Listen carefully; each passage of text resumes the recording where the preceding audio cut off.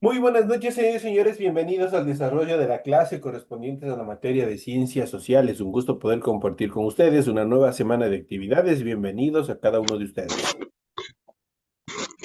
Buenas noches, licenciado. Buenas noches, licenciado. Buenas noches, licenciado. Buenas Buenas noches, noches, licenciado. licenciado. Buenas noches, licenciado.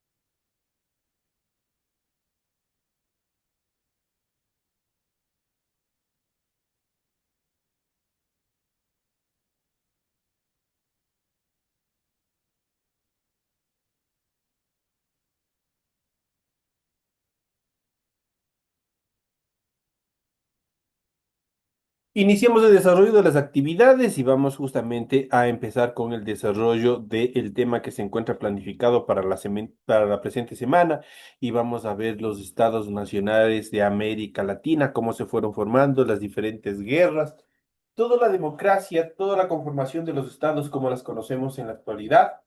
Tuvieron que pasar lamentablemente por un proceso de guerras, por un proceso de derramamiento de sangre, para poder alcanzar la democracia y la libertad que obviamente gozamos en la actualidad.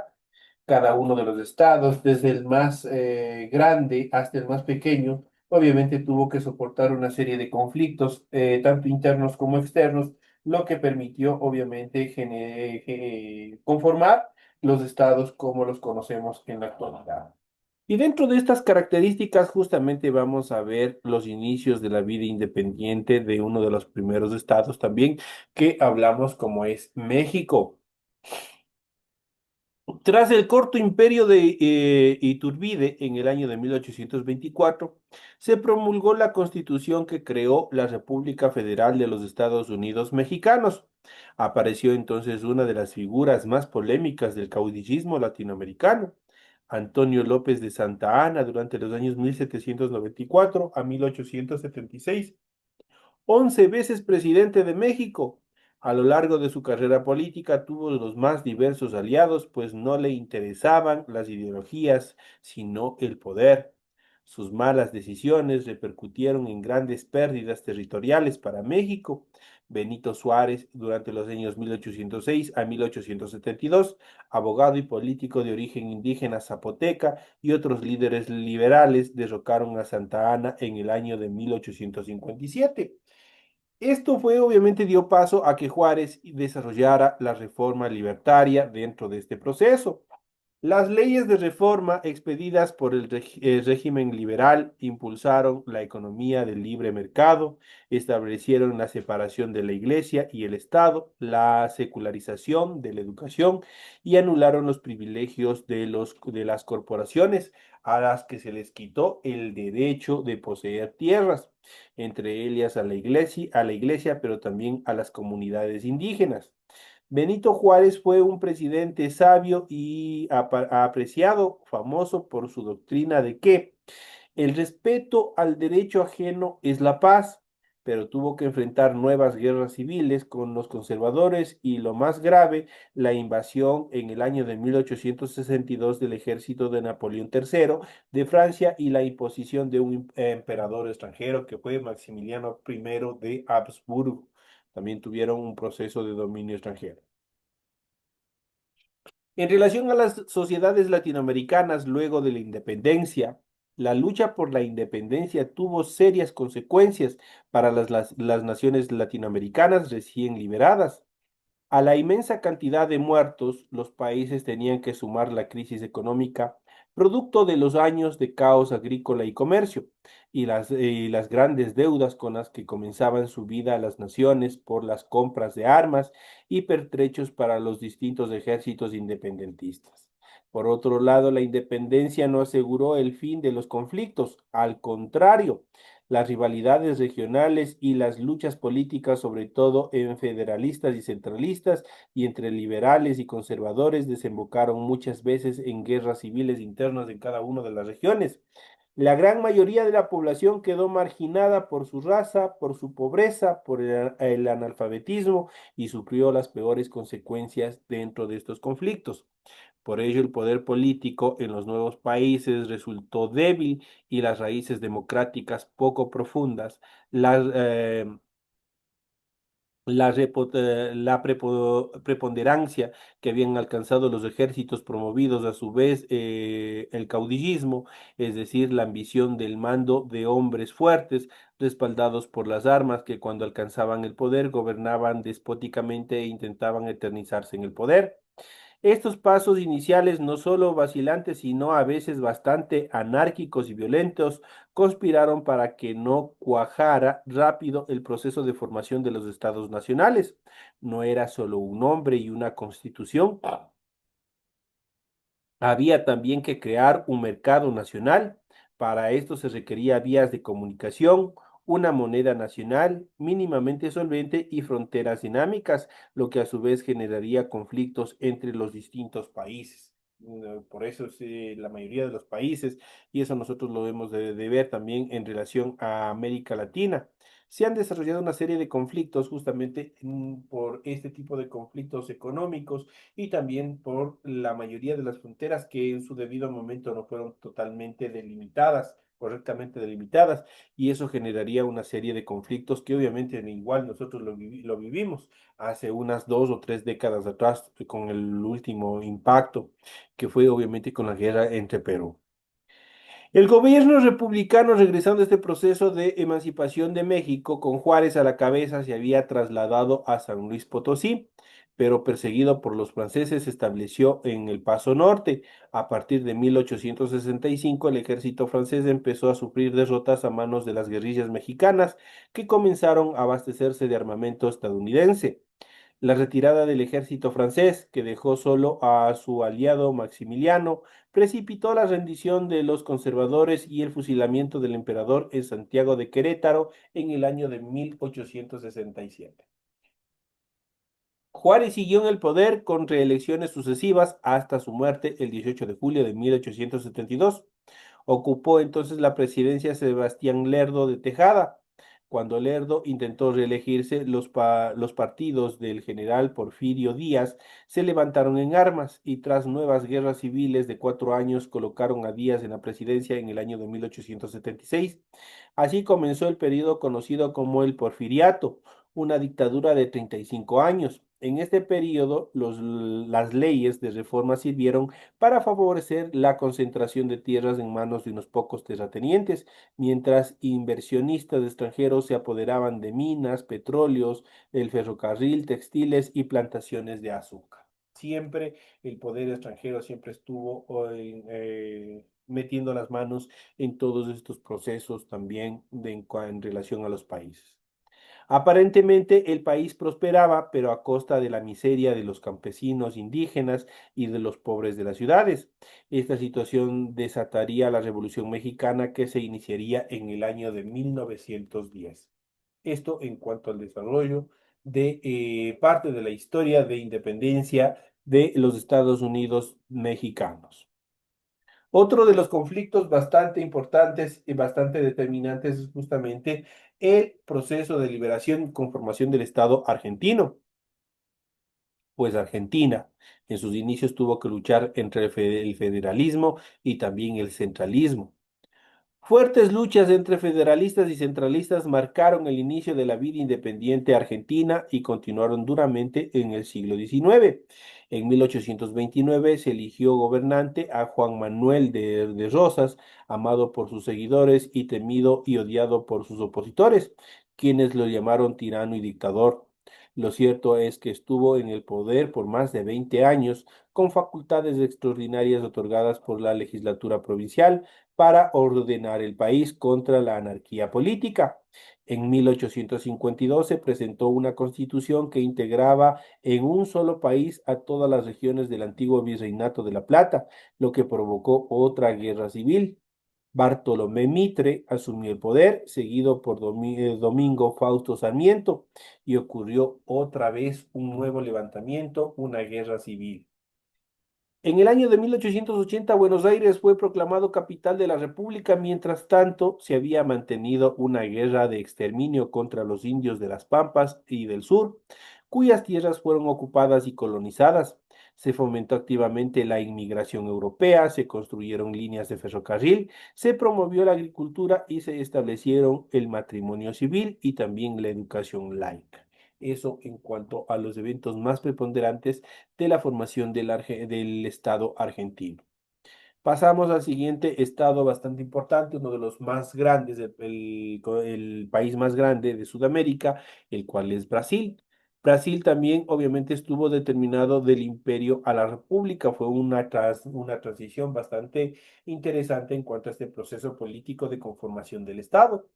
Tras 10 años de gobierno y desprestigiado por los reveses bélicos durante la guerra argentino-brasileño en la que perdió Uruguay, el emperador de Brasil, Pedro I, abdicó en el año de 1831. Tras gobiernos interinos ejercidos por regentes, su hijo Pedro II fue coronado emperador a los 14 años de edad.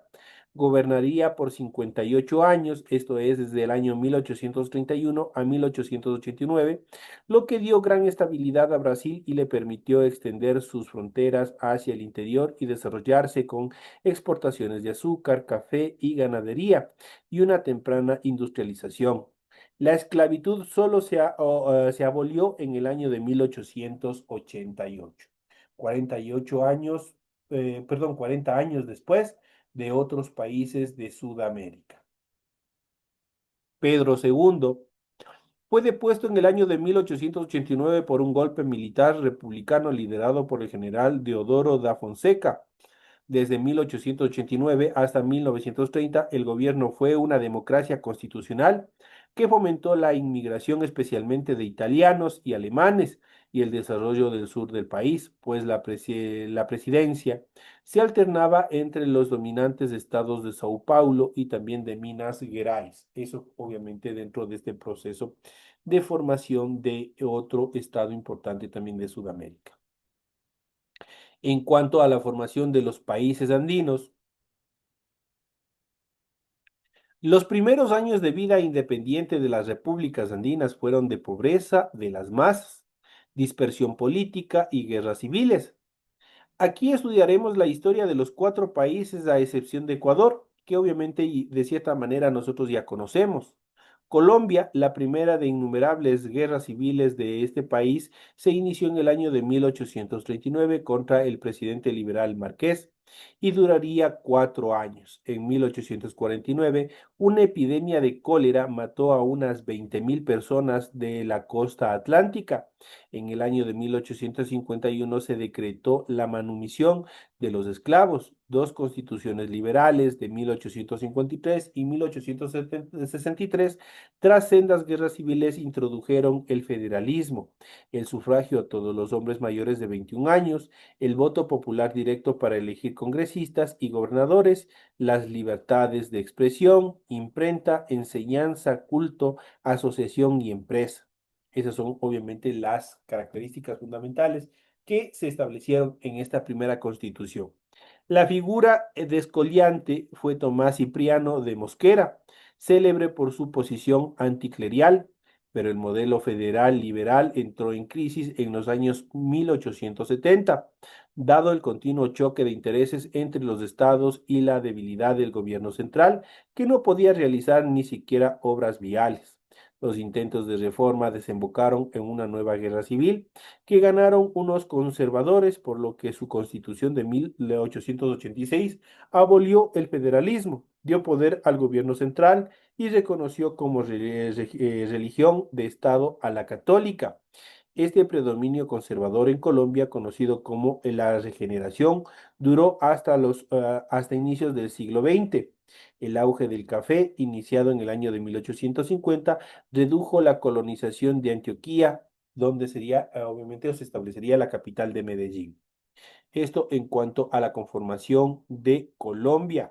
pasamos a otro de los países que, vecinos, como es la conformación del Estado venezolano. Y en el año de 1826, una rebelión liderada por el general José Antonio Páez mostró la inconformidad de los venezolanos con las intrigas de Santander. Con el pretexto de defender a Bolívar, se proclamó en noviembre de 1829 la separación de la Gran Colombia. En mayo de 1830 se instaló en Valencia el Congreso Constituyente. Así nació la República de Venezuela bajo la presidencia de Páez, líder del Partido Conservador, conformado por jefes militares de la Guerra de Independencia, comerciantes y también hacendados. Eso quiere decir que eran plenipotenciarios dentro de este proceso de conformación de Venezuela.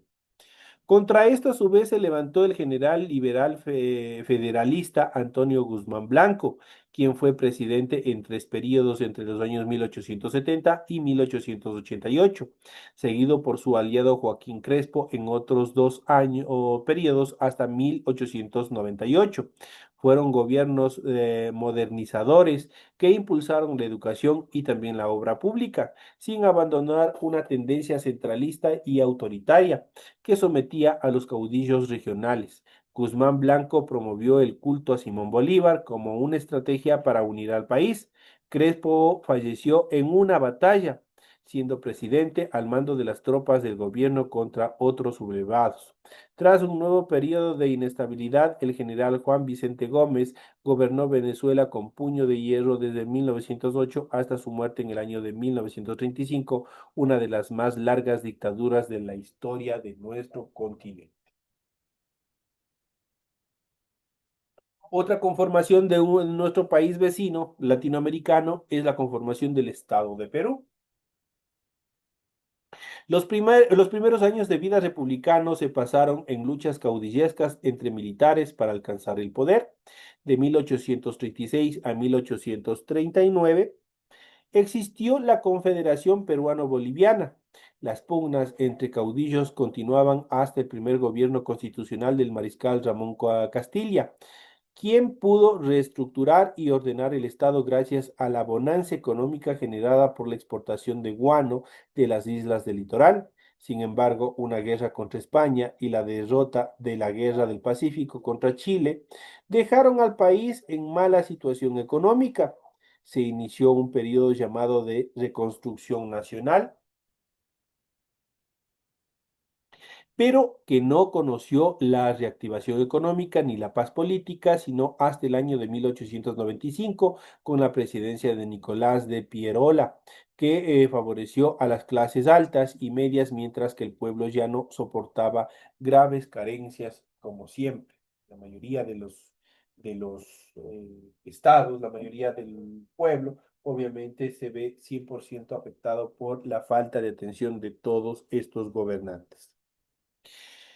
Pasamos a la liberación y la conformación del Estado de Bolivia. El territorio del Alto Perú se construyó o se constituyó en Estado independiente con el nombre de Bolivia en homenaje al Libertador, a quien se designó padre de la República y jefe supremo del Estado durante el año de 1825.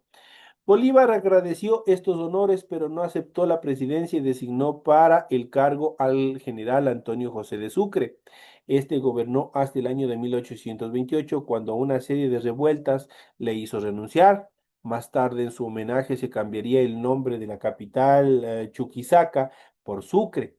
En 1829, la Asamblea Nacional nombró presidente al mariscal Andrés de Santa Cruz, quien promovió la Confederación Peruano-Boliviana, un prometedor proyecto que fue destruido en el año de 1839 por la guerra que desataron Chile y Argentina. Sobrevino entonces un periodo de anarquía en el que ocuparon el poder, entre otros, José Miguel de Velasco, presidente en cuatro diferentes oportunidades en el lapso de 20 años, y José Vallivian durante los años 1841 a 1847, que ordenó al país, impuso la minería y defendió a Bolivia de una nueva invasión del Perú en la batalla de Ingaví, en la que el presidente peruano Agustín Gamarra perdió la vida. La jefatura del Estado se reemplaza por sucesivos golpes militares, la política de Mariano Malgarejo durante el año 1864 a 1871. Un gobernante arbitrario e ignorante llevó a la pérdida de gran territorio a manos de Brasil y Chile. La Guerra del Pacífico durante los años 1879 a 1883 hizo que Bolivia perdiera su salida al mar. Tras ella, sí hubo un periodo de estabilidad democrático denominado de la oligarquía conservadora liberal, apoyado en las ventas de plata y estaño que seguían extrayendo de las minas de este estado que se conformó, en este caso de Bolivia. Eso es la historia en cuanto a los diferentes estados que se han ido conformando. Si nosotros podemos observar, la mayoría de estos estados obviamente tuvieron que soportar guerras internas, tuvieron que soportar diferentes dificultades, obviamente que les conllevaría a la libertad, que les llevaría a conformar un estado y buscar de cierta manera orientarse a un cambio, a una reforma y una reconstrucción donde la economía sería la base fundamental de la reconstrucción de todos estos estados. Vamos a ver en la siguiente etapa un poco más acerca de estas actividades.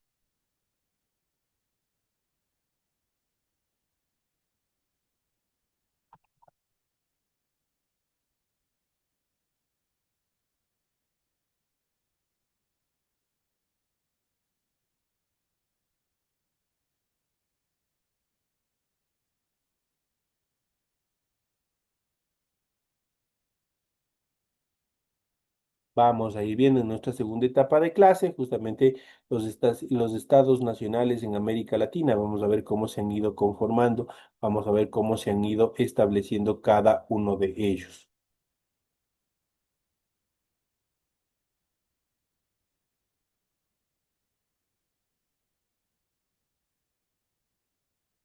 Solo permítame un minuto que se cargue el material nada más.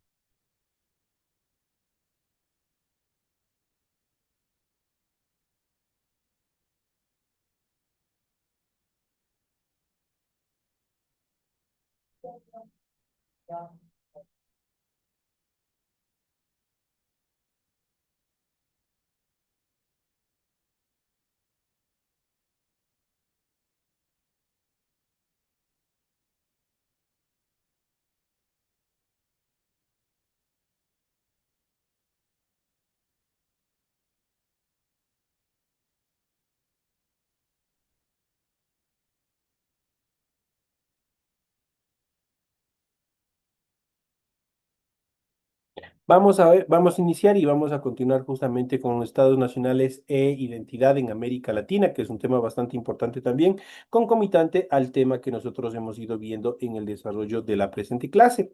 Y vamos a ir viendo justamente este tema y estas características fundamentales. Primera proclamación conceptual y metodológica acerca de la nación. Vamos a ver qué es nación desde un punto de vista conceptual antes de proceder a ingresar a todo este proceso de integración que se dio, de este proceso de conformación de las naciones. Para comprender el esquivo concepto de nación y su derivado, el Estado Nacional, es bueno guiarse por el consejo de Leopoldo Mármora, quien citando a los clasistas alemanes Fichte y Humboldt, distingue entre nación y también Estado. Nación, cultura, entendiendo por nación-Estado la tradicional definición de un territorio con una población y un gobierno soberano, y por nación cultura, una población que se autoidentifica por sus costumbres, tradiciones e historia, identidades que se expresan mediante una lengua propia que puede o no tener gobierno propio y puede o no tener un territorio propio. Si nosotros vemos bajo esta conceptualización, América Latina, pese a tener diferentes estados, diferentes naciones dentro de esta conceptualización, nosotros tenemos una pertenencia y algo en común. Si nosotros vemos venezolanos, si nosotros vemos colombianos, ecuatorianos, peruanos, chilenos, bolivianos, todos tenemos algo en común. Una de las características comunes que nosotros podemos mencionar es nuestra lengua. Nosotros hablamos un español. Cada uno de los países obviamente tiene un dialecto diferente, así como nosotros tenemos dentro del Ecuador. En la costa tienen un dialecto diferente, en la sierra tenemos un dialecto diferente, en el oriente tenemos un dialecto diferente, mucho más en el territorio latinoamericano. Cada uno tiene su forma o ha generado su propia identidad lingüística, cada uno tiene su propia característica fundamental. Esas son una de las partes fundamentales en las cuales se basó Simón Bolívar también para conformar o querer o intentar conformar este mega estado que fue la Gran Colombia. Dueños, nosotros en América Latina somos dueños del mayor territorio, el más rico en relación a flora y fauna. Pero no solamente esa fue la idea o la base de la idea de Simón Bolívar, sino todos teníamos una misma cultura, tenemos pues hasta la actualidad una misma idiosincrasia, una misma forma de ser. Pese a pertenecer a países diferentes, nosotros tenemos relacionado la religión, la cultura, tenemos relacionado el idioma. Si nosotros vemos, por ejemplo, una de las características fundamentales en las cuales nos podemos sustentar en relación a la cultura es justamente una de las características fundamentales, por ejemplo, el Día de Muertos. En México lo celebran casi similar a lo que nosotros hacemos acá en el Ecuador y son miles de kilómetros de distancia, pero guardamos culturas similares, tradiciones similares, costumbres parecidas entre una y otra nación. Es por eso que es importante identificar el concepto de nación, Estado nacional, nación-estado y nación-cultura, porque con ello nosotros confluimos y obviamente nosotros nos vamos dando nuestra propia identidad. Es por eso que en la actualidad, basados en ese ideal que tenía Simón Bolívar de crear un mega estado, de crear este gran estado que fue la Gran Colombia, obviamente buscaba justamente no solamente el poder económico a nivel internacional, sino que todos y cada uno de nosotros convivamos de una forma armónica, como lo hace la Unión Europea. Si nosotros vemos y en las próximas clases, nosotros ya toparemos justamente esta característica en cuanto a la Unión Europea. Son varios países que se han conformado, que han decidido unirse y formar este gran mega estado en el cual todos participan de los recursos económicos, de los recursos naturales y de otras características más. Aquí en América Latina también se trata de conformar estos mega estados o estas uniones de países justamente para presentarnos como un país sólido y fuerte en el mercado internacional, pero también darnos a conocer quiénes somos desde el punto de vista cultural, desde el punto de vista social. Nuestros indígenas, nuestros pueblos aborígenes hasta la actualidad guardan costumbres que obviamente se entremezclan entre cada uno de los estados con similitudes y también al mismo tiempo también diferencias paradójicamente, pero que generan este enriquecimiento cultural y social, obviamente que identifican al pueblo latinoamericano. Cuando vamos a los Estados Unidos, cuando vamos a pueblos anglosajones en Europa, obviamente inmediatamente nos reconocen como latinoamericanos o hispanoamericanos, porque tenemos nuestra propia forma de ser, tenemos nuestros propios rasgos, nuestra propia cultura, y obviamente e inmediatamente a nosotros nos identifican en otras latitudes.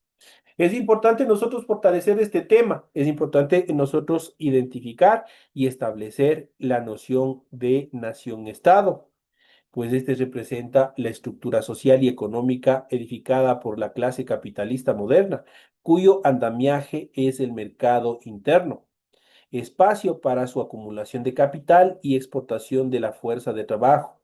La nación cultura, por el contrario, constituye una superestructura ideológica que a veces se corresponde con una estructura socioeconómica descrita, nación-estado, pero muchas veces no se corresponde por razones históricas a la estructura de la que hace parte.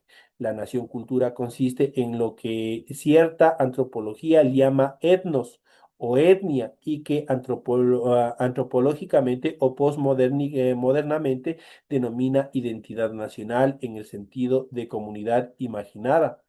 Obviamente cada uno de nosotros tenemos nuestra propia identidad, aparte, dejando muy aparte todas las similitudes que tenemos, nosotros generamos nuestra propia identidad, nuestra propia razón de ser dentro de cada uno de nuestros estados. Esto nos hace al mismo tiempo únicos y diferentes, pese a tener una infinidad de características similares entre estados.